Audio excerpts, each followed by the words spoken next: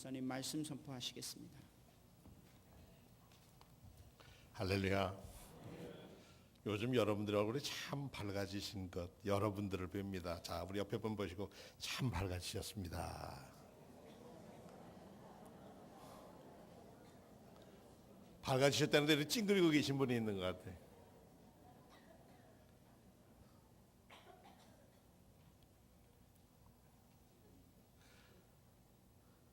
저는 원주에서 목회를 많이 했습니다. 거기서 태어나진 않았지만 어려서 자라서 대학을 졸업받고 장가 갈 때까지 다 거기서 살아서 원주에 나가서는 5발자국 가서 인사 안 하면 좀 이상하다 할 만큼. 근데 제 고향에서 왕따를 당했다. 이거 말도 안 되는 일이죠. 제가 시골 교회를 갔더니 동네 사람들이 저를 좀 그래요. 그래서 그 동네 제 친구가 고등학교 친구가 있었어요. 아무개야, 야 내가 이 동네 왔는데 내가 텃세를 당하는 것 같다. 그랬더니 얼굴을 붉혀대고 자기가 나서서 다 해결하겠다고. 근데 사실 동네 가서 적응해 살려면 인사 잘하고 살면 애든 어른이든 무조건 인사 먼저 하면 한 3년만 인사를 하면 그 왕따라는 거 없어집니다. 먼저 낮추면은 그냥 편하게 살 수가 있습니다. 마가복음에 예수님이 제 고향에서 홀대받고 무시당한 얘기가 담겨 있습니다. 예수님이 좋은 얘기만 좀 쓸 것이지 제자들이 쓸 때 마가라는 사람이 복음서를 첫 번 썼다는데 예수님이 동네에서 왕따를 당했다는 거예요. 집을 떠나온 사람들이 고향으로 갈 때는 참 흥분됩니다. 나 이제 집으로 간다. 그래서 명절은 사실 명절 가서 만나는 것도 반갑지만 진짜 명절은 뭡니까? 이제 추석 때니까 가야지 하고 보따리 쌀 때 그 마음을 가질 때가 행복한 겁니다. 제 친구가 낚시꾼이 하나 있었습니다. 그 낚시꾼한테 물어봤습니다. 야, 낚시꾼 중에 1등 낚시꾼이 어떤 사람이 1등 낚시꾼이니? 그랬더니 이래요. 낚시엔 여러 사람이 있대요. 이렇게 가서 딱 한 마리 월척 잡아가지고 손에 짜릿한 마음으로 오는 거 그거는 3등짜리. 그다음에 또 2등짜리는 뭐냐 했더니 낚시용품 사느라고 그냥 이거 사면 낚시 잘 될까 해서 낚시용품만 잔뜩 사들이는 친구는 그것도 2등. 그럼 제 1등 낚시꾼은 어떤 사람이냐? 오늘의 목요일 되면 야, 주말이면 내가 낚시 간다. 생각만 해도 그냥 흐뭇하고 좋은 친구가 진짜 낚시꾼이라는 거예요. 잡던 안 잡던 문제가 아니라 그 교회에서 그걸 딱 들어보니까 어떤 사람이 진짜 그리스도인인가? 야, 이제 주일 가까웠지. 야, 교회 가야지. 이런 마음 드는 분들이 여기 계시면 그분은 1등 신자입니다. 그분들이 1등 신자입니다. 근데 목사는 때로는 주일이 가까우면 이번 주일 설교라고 하는 것 때문에 목이 메서 기쁘지 않을 때도 있습니다. 시간은 다가오고 써지진 않고 괴로워할 때가 있습니다. 하나님을 사랑하는 이들에게 안식일은 정녕 복된 날이고 거룩한 날이고 쉼의 날이었습니다. 예수님의 일행도 가버나움에서 고향인 나사렛까지 갔습니다. 걸어가면 꽤 멀어요. 차 타고 가면 요즘은 1시간 반 정도면은 고개 하나만 넘어가면은 그냥 나사렛이라고 하는 동네인데 언덕 위의 동네입니다. 누가복음에 보니까 이 기사를 이렇게 썼어요. 예수께서 그 자라나신 곳 나자렛에 이르사 안식 일에 늘 하시던 대로 회당에 들어가서 성경을 읽으려고 서심해 선지자 이사야의 글을 드리거늘 책을 펴서 이렇게 기록한 데를 찾으셨어요. 예수님이. 그리고 폈는데 이런 말씀입니다. 주의 성령이 내게 임하셨으니 이는 가나안 자에게 복음을 전하게 하시려고 내게 기름을 부으시고 나를 보내사 포로된 자에게 자유를 눈먼 자에게 다시 보게 함을 전파하며 눌린 자를 자유롭게 하고 주의 은혜의 해를 전파하게 하려 하심이라 하였더라. 거기까지는 좋았어요. 그리고 책을 덮어서 두루마리를 줘서 옆에 사람에게 주었더니 회당에 사람들이 전부 다 쳐다보는 거예요. 근데 오늘 21절에는 뭐라고 말씀하시냐면 이 글이 오늘 너희 귀에 응하였느니라. 요건 참 무서운 선언이에요. 지금 예언서가 오늘에 이루어졌다 이거예요.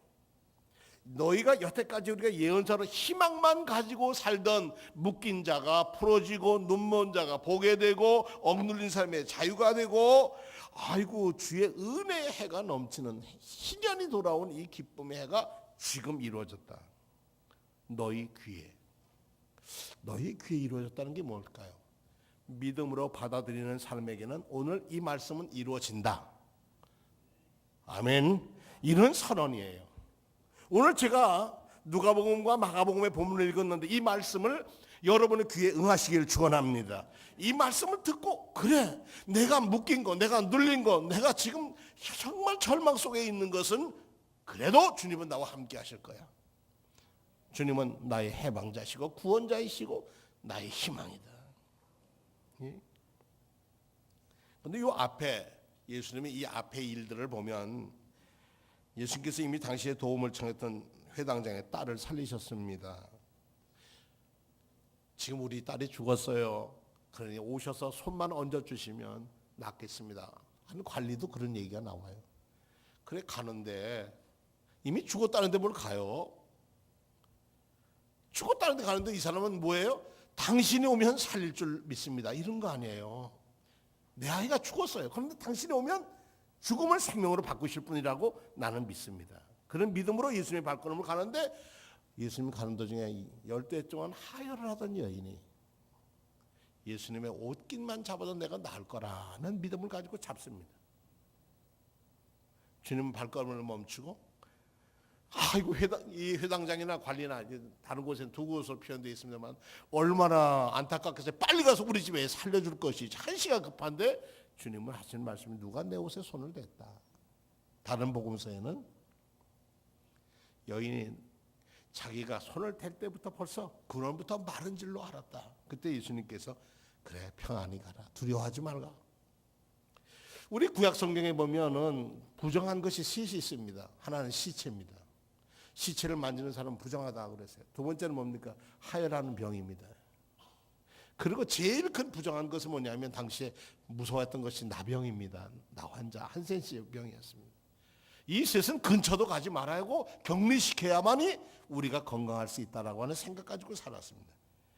그 부정한 곳에 주님은 손을 대셨고 그 부정한 사람을 깨끗게 하시는 능력이 예수님은 말씀보다 행동이 먼저셨어요. 이런 역사가 일어난 것을 나사렛 사람들은 다 알고 있어요. 듣고 있어요, 귀로. 그런데 예수가 말씀을 전하는데 나사렛 예수가 말씀을 전하는데 마음이 와 탁 닿는데 이 말씀이 오늘 너희 귀에 응하였다. 믿음이 들을 귀 있는 사람은 들으면 역사한다. 이런 선언이에요.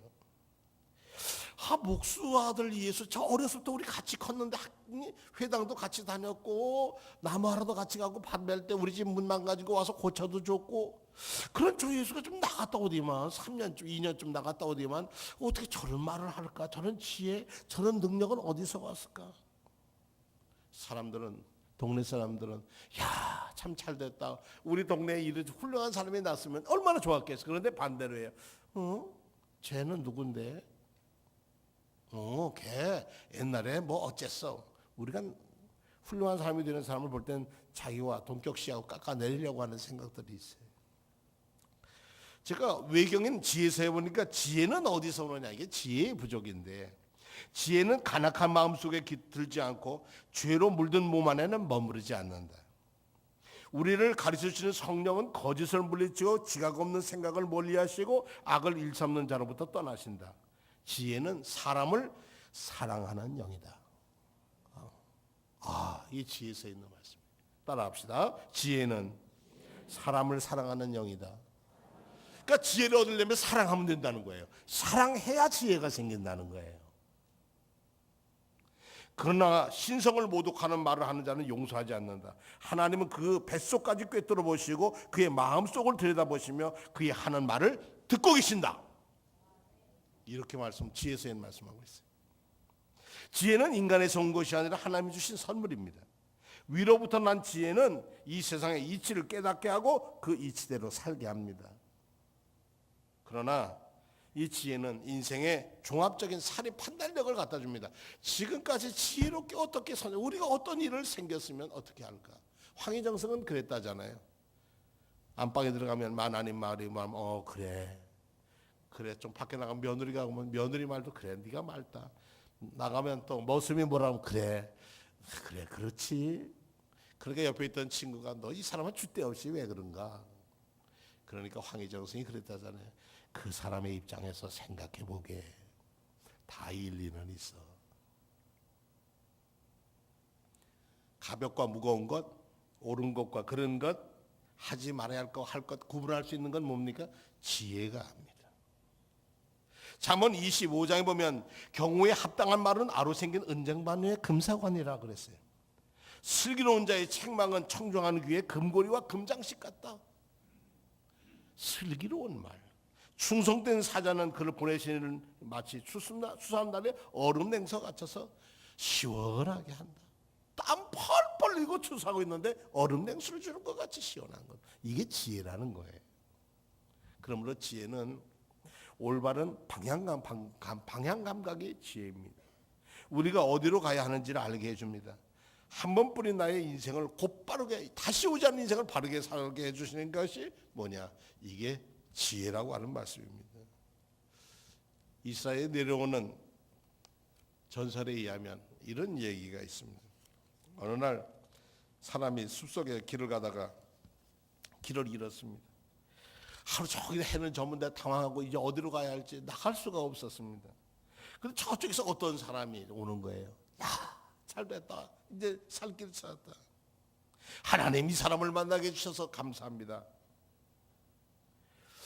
여보, 나 지금 길을 잃었는데 어디로 가면 좋겠어? 그랬더니 그 사람이 그러더래요. 보세요, 나 역시 길을 잃고 헤매고 있습니다. 그런데 내가 분명히 말해줄 수 있는 것은 내가 온 길로는 가지 마시오. 하시딤에 나오는 말입니다. 내가 온 길, 사람들의 길이 바른 길이 아니라고 하는 거죠. 인생의 올바른 방향 감각을 갖는다고 하는 것이 얼마나 어려운 일인지 모릅니다. 우리가 어디서 와서 어디로 가야 하는지를 알아야 합니다. 한 번뿐인 나의 인생을 올곧게 산다는 것은 참 보람된 일입니다. 그러므로 지혜는 인생의 험한 풍파 속에서 배를 이끌어가는 노련한 선장과 같습니다. 저희 집안에 선원이었던 사람이 있습니다. 주로 먼 곳에 다녀서 저 남아프리카, 그다음에 남미 다 돌아다니면서 먼 백길을 다녔습니다. 그런데 제일 무서울 때가 언제입니까? 그랬더니 바다가 잔잔할 때가 제일 무섭고 두렵고 떨린다. 왜냐하면 바다가 잔잔하면 반드시 그 다음에 풍랑이 오기 마련. 그 다음에 풍랑이 오면 또 조심해야 할 것이 있는데, 배가 이제 파도가 뭐 20m짜리 높이의 파도가 오면 뭐 몇만 톤짜리 배도 꼼짝도 못 한다는 거예요. 그럼 배가 어떻게 선장이 그럴 때는 항해사가 하는 게, 그래 어려울 때는 선장이 키를 딱 잡는데, 배가 있으면 파도가 20m면 8부 능선을 타고선 배는 돌아가지, 배가 파도 꼭대기에 올라가면 두동강으로 딱 부러진다는 거예요. 꼭대기에 올랐으면 부러진다. 이것은 선장의 지혜라는 거예요. 8부 능선 함께 파도와 함께 살아가야 그 파도를 헤쳐나갈 수가 있다. 노련한 사람은 고통 속에서 하나님의 지혜가 뭔지를 구하는 사람입니다. 광풍과 고요를 하사 물결을 잔잔하게 하시는도다. 시편 107편 30절에 그들을 평온함으로 말미암아 기뻐하는 중에 여호와께서 그들을 바라는 항구, 소원의 항구로 도착하게 해주신다.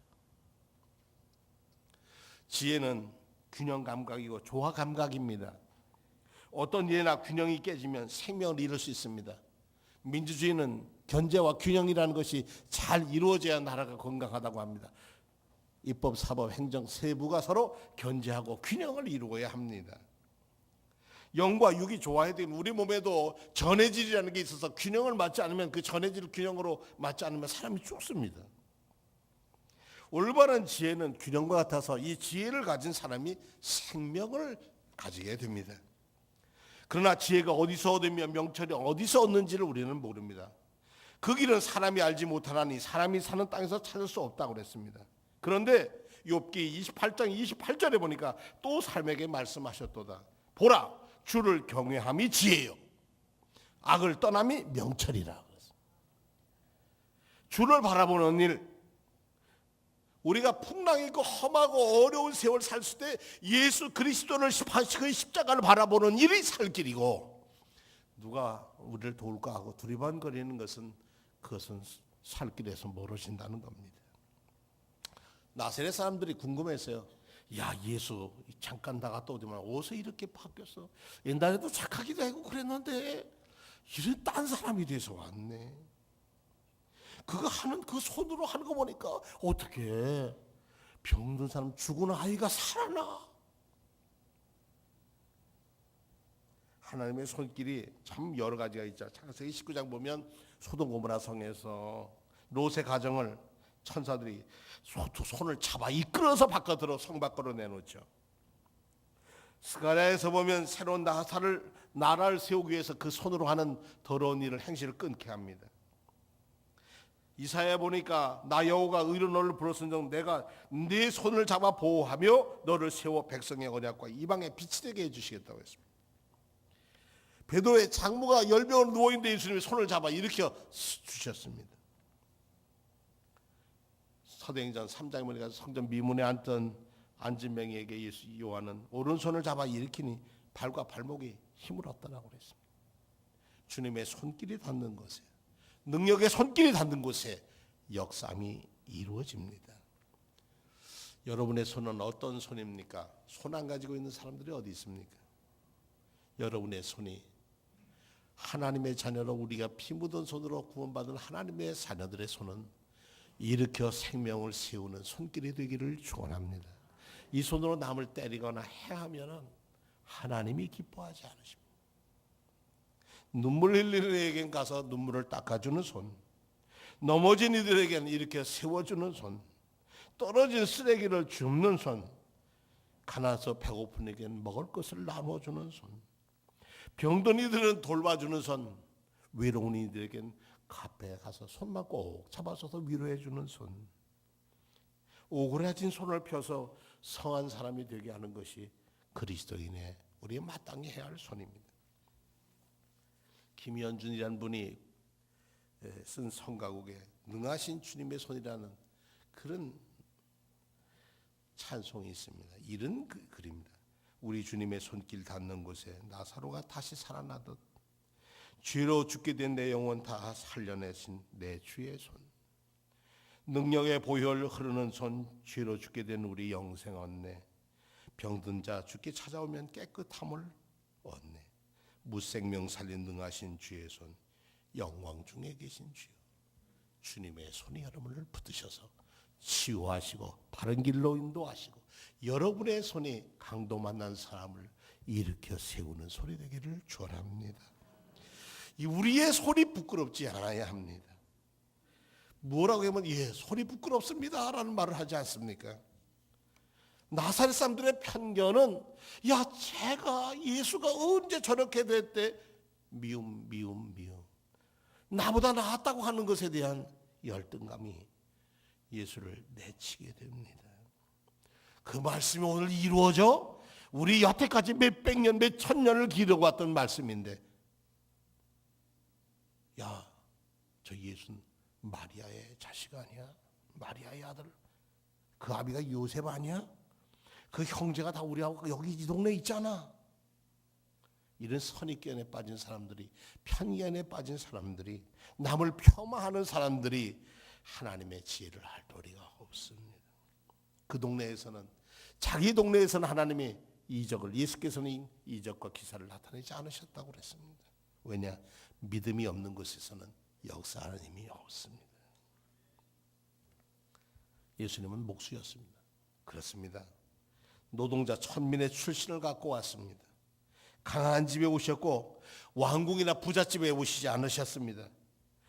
빌립보서 2장의 말씀처럼 그분의 본체는 하나님과 똑같지만은 하나님과 동등됨을 취할 것을 여기지 아니하시고 자기를 비워 종의 형체를 가지고 사람과 같이 되시고 우리 위해 죽으셨다고 썼습니다.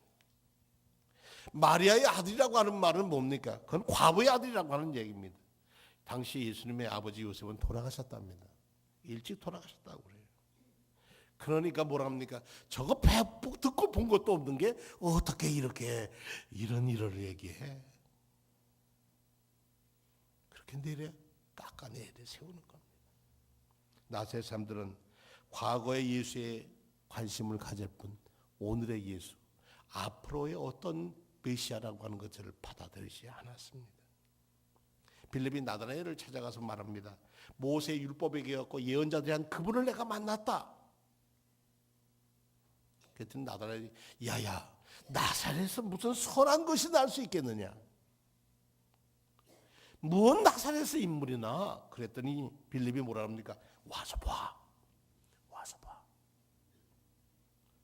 우리가 편견이라고 하는 고정된 틀을 깨지 않으면 주님의 은혜와 지혜를 얻을 수가 없습니다. 내가 아는 것만, 내가 믿는 것만이 옳다고 우기면 더 큰 하나님의 능력의 역사를 볼 수가 없습니다. 신앙은 편견과 멉니다.